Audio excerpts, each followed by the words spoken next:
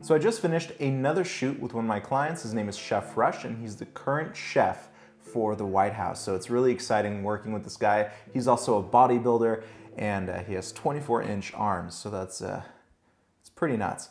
But anyway, here are some clips of that video that we shot together. As you can see, there are multiple seamless transitions that I used here. Luckily, they are not that hard to do. And I use these transitions because I really didn't know how this video was gonna turn out, so I tried to go the simple route, and it looked like it turned out pretty well. So I do wanna show you how I made these transitions in Final Cut Pro. We're gonna cover 3 different transition types. So here we are in my Final Cut Pro timeline. I already have the raw footage right here. And here is the first transition that we want to work on. So let me play it back right here. I have Chef talking, promoting a cool product. And as you can see here, I spin out of the shot. I physically spin the camera, create some of that organic motion blur, and I do that on the next shot with the bacon here. So what we're gonna do, we're gonna actually create a artificial motion blur, and we're gonna speed up the footage to make it a much more seamless shot. If you haven't already, check out this video right here where I teach you all about speed ramping in Final Cut Pro. So basically what we're gonna do here, we're just gonna play back the shot, and right as I begin to spin the camera, I'm going to hit Shift B on my keyboard, and this will bring up the blade speed. Now I'm gonna zoom in, I'm gonna go to the drop down arrow, I'm gonna go to custom, and I'm gonna play around with the percentage of how fast I want this shot to go into the next shot. So I'm gonna do maybe 4x or 400 times. So let's see how fast that is. So that's pretty fast. Let me speed it up just a little bit. Let's go to 631 or 631. So that's already very fast and seamless. But as you can see here, we have this ugly sponge in the shot, and then we have the bacon. Now we can either trim the shot or we can have the spin that we want, and all we need to do is really just create that speed ramp. So I'm gonna scroll with my mouse over here up until I have the bacon in focus.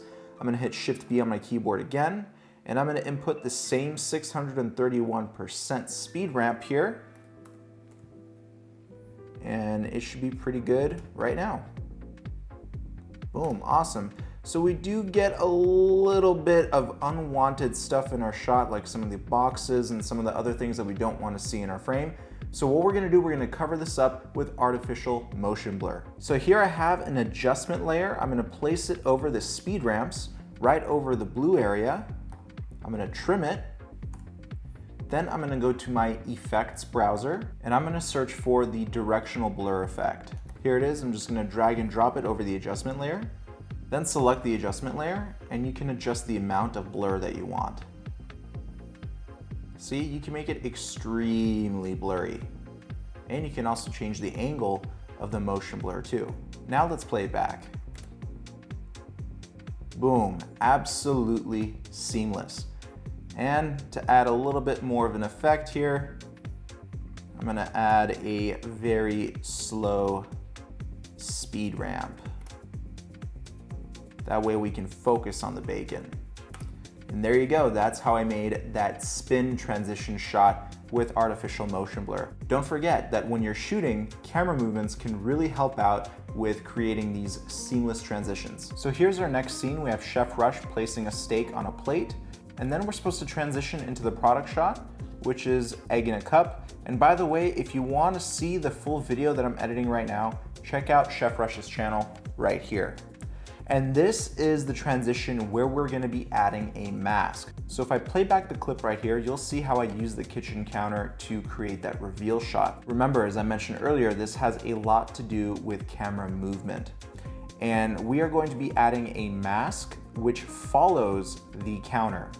And I've done multiple transition tutorials, so check them out right here. They give you a more in-depth version of this video on masks. But don't worry, if you watch this video, you'll learn how to do it too. So what I'm gonna do here, I'm gonna create a speed ramp because this does seem pretty slow to me. So I'm gonna speed ramp all the way up until about here where we see the full cup in the frame. I'm gonna hit Shift B on my keyboard.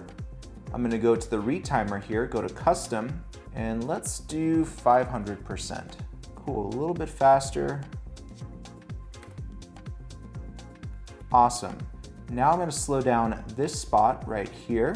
Remember, if you're shooting cinematic B-roll, slow-mo frame rates are really great to work with because you can stretch out the clip and it will give you more footage to play with. And on top of that, it gives you a very cool effect. So let's see this really quick. Cool. I'll cut it right about here. And now I'm gonna add the mask. So if you go to your effects panel here, search for mask, drag and drop the mask effect onto the clip. Now I'm gonna resize my preview window so that way I have more room to add this mask. And you'll see what I mean by that in just a moment. So I'm gonna go to the middle of the clip here where I see the counter blocking the middle of the frame, and I'm gonna trace out the counter with the draw mask effect. Just connect the dots. After that, we're gonna go to the transforms, enable all keyframes. This is very important because we want the mask to follow the counter. After that, animate the position of the mask frame by frame. And don't forget to position the bottom of the mask so that way it doesn't cut out any part of the frame. So here's what it looks like when I play back the footage. Doesn't look like much, right? There's just a black screen. Well, we have the option of inverting the mask, and this is a great tool within Final Cut Pro and actually Premiere Pro as well. So once you invert the mask, the counter is now blacked out. Whatever is in black is basically transparent. So all I'm gonna do is take this clip and put it over the previous clip. Now watch what happens. See that? We just might have to reposition it just a little bit over more. To make it a little bit better, I'm gonna add a feather. And there you go, there's another seamless transition for you. Using the edge of the counter allows you to better track your mask, and using foreground in general just helps you create a more seamless effect, and that feathering also stitches two shots together pretty well. Now let's move on to the next shot, and this is one of my favorites because it's so simple but very powerful, and that's the crossfade transition effect. So if I play back this shot, you'll notice how I have Chef grab the egg in a cup, and then I go right into his white shirt. I knew that the white of his shirt was a great way to transition into another color. For example, yellow, which is the color of the product.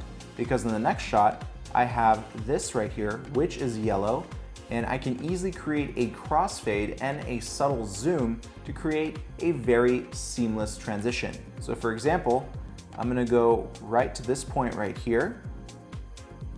What I'm gonna do, I'm gonna create a zoom. So I'm gonna select this clip, go to the keyframe, then go to the end of the clip, which is right about here, and zoom in all the way until I only see just white fill up the frame. So it's gonna look like this. Okay, pretty simple.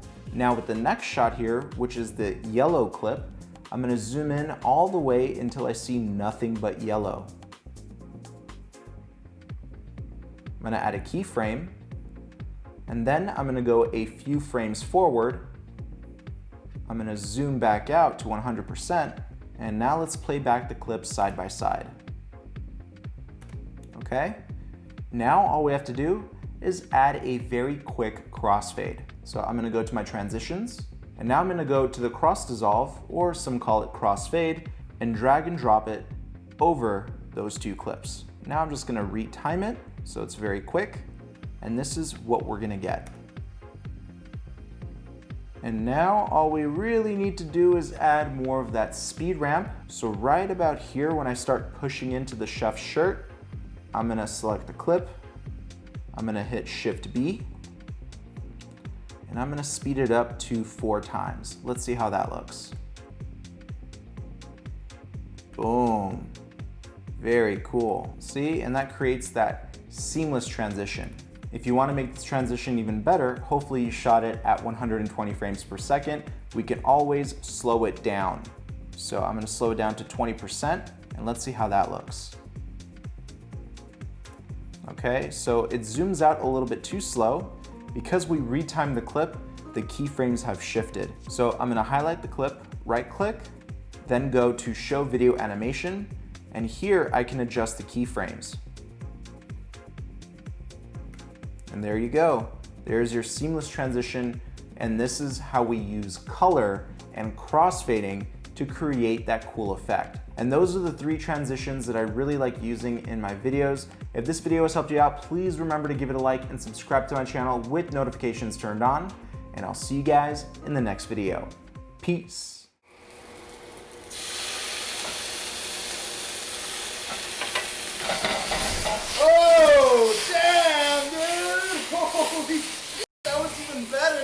Oh my God, it was.